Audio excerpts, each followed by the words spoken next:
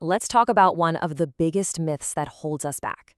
You know the one, that idea that you have to be perfectly 100% ready before you can start something important. Well, we're going to tear that idea apart today and explore why the best time to begin isn't someday in the future. It's right now. So, I want you to think for a second, what's that great idea that's been rattling around in your head?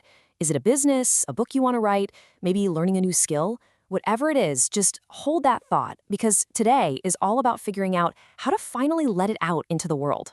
All right, let's get right into it and meet the main villain of this story, the perfection trap. It's that little voice inside your head that's always whispering, not yet, it's just not good enough. We think of it as having high standards, right? But really, it's just a giant wall keeping us from ever getting started. I mean, people wear perfectionism like it's a badge of honor, don't they? Oh, you know me, I'm just a perfectionist. But let's look at it a different way. What if it's really just a very fancy, very convincing form of procrastination? See, it's not really about the high standards. It's about being terrified of not meeting them. And that fear, it can keep you on the sidelines forever. And this is exactly how the trap gets sprung. We convince ourselves that we need the perfect business plan, the perfect first chapter, the perfect strategy before we can do anything. So we spend weeks, months, sometimes even years just planning. And yeah, it feels really productive, but what we're actually doing is building this beautiful, elaborate page for our idea. But here's the thing. Waiting isn't just a harmless pause. It's a choice. And it's a choice that has real costs. When we hold out for that perfect moment, what we're actually choosing is stagnation. And trust me, that comes with some pretty serious consequences. Okay, this is so important to understand. That initial spark, that incredible burst of energy you feel for a new idea, that's not an infinite resource. Ideas kind of have an expiration date. The longer you let one sit on the shelf, the more that passion fades, the world keeps moving, and those doors of opportunity start to close. So let's break down those dangers. You miss your shot, that window of opportunity. Your confidence starts to crumble because the project just feels bigger and scarier in your head. You lose all that precious momentum. And then, the worst-case scenario happens. The project never even begins. It just becomes another one of those what-ifs. So, if waiting is the big problem, what's the answer? It's all about a mindset shift. It's about moving away from this obsession with perfection and instead focusing on progress. It's about embracing the power of good enough, not as the end goal, but as the perfect launchpad. You've heard this a million times, but there's a reason it sticks around. Think about it.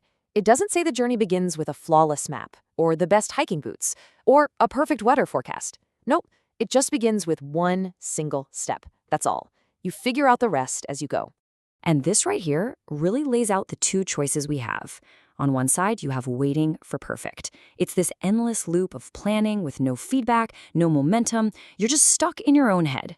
But on the other side, you have starting now. That path is alive. You're learning by actually doing things. You're getting feedback from the real world. And that is how you build unstoppable momentum. Okay, theory is great, but how do we actually do this? How do we take that terrifying first step? It's time to get practical. This isn't just about feeling inspired for a few minutes. It's about taking real, concrete action, like right now. Here you go. Here's your action plan for the next 5 minutes. First, shrink the task. Make it laughably small.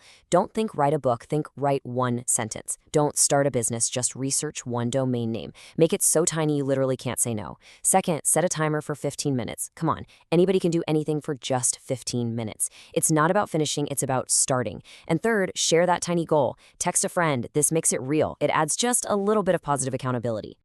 Which brings us to a really important final piece of the puzzle.